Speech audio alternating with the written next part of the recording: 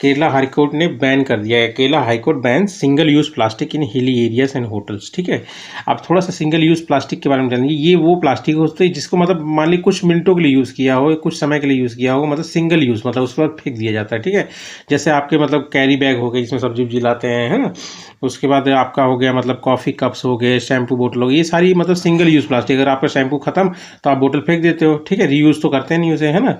उसके बाद देखिए इसका वही है, देखिए शॉर्ट यूज़ लॉन्ग इम्पैक्ट, मतलब यूज फॉर मिनट पर टेक सेंचुरीज टू डिग्रेड। ठीक है, अब ये क्या है, समय के साथ में धीरे धीरे क्या है, ये माइक्रो बीड्स और माइक्रो प्लास्टिक में हो जाती है कन्वर्ट। माइक्रो बीड और माइक्रो प्लास्टिक क्या होते हैं दोस्तों, ये जिनका भी साइज मतलब लेस देन 5 mm होता है, वो जो उसी को माइक्रो बीड्स कहा जाता है। ठीक है, ये मतलब सेंचुरीज ले लेती हैं मतलब डिग्रेड होने में। ठीक, अब अगर ये ब्रेक्स हो जाती है माइक्रो प्लास्टिक या माइक्रो बीड्स में, ठीक है, तो क्या होता है, ये बायो एक्युमुलेशन को मतलब ट्रिगर करती है। बायो एक्युमुलेशन मतलब जैसे कि जो प्लास्टिक माइक्रो वाला हुआ वो मछली खाएगी, मछली क्या खाएगी, मछली को बड़ी मछली खाएगी, बड़ी मछली को मतलब शायद इंसान खाए, तो इससे क्या होगा, जो उसके अंदर माइक्रो प्लास्टिक चल रहा था वो इंसान के अंदर कन्वर्ट हो, मतलब आगे मतलब फूड चेन में भी ये इरप्शन कर देता है। ठीक है,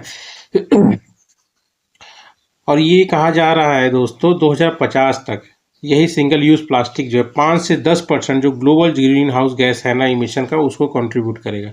ठीक है, अब थोड़ा सा हम लोग जान लेते हैं स्टैटिक पोर्शन। ठीक है, स्टैटिक में आप जान लीजिए बांग्लादेश जो है पहला कंट्री है जिसने मतलब थिन प्लास्टिक जो होती है जिसमें सब्जी भी लाते हैं उसको बैन किया था। ठीक है, first country to do so, banning the single use plastic जो थिन प्लास्टिक होती हैं इन 2002। ठीक है, उसके बाद यूरोपियन यूनियन सॉरी 2021 में बैन्स लिस्ट ऑफ मतलब सिंगल यूज़ प्लास्टिक, मतलब कुछ लिस्ट थी सिंगल यूज़ प्लास्टिक उसको मतलब, पर यह है कि कुछ अल्टरनेटिव के साथ बैन किया है। ठीक है, उसके बाद एक ये है मेन दोस्तों, ये है आपका UN United nation plastic day, ये 2022 में हुई थी जिसमें 124 मेंबर हैं इंक्लूडिंग इंडिया भी है।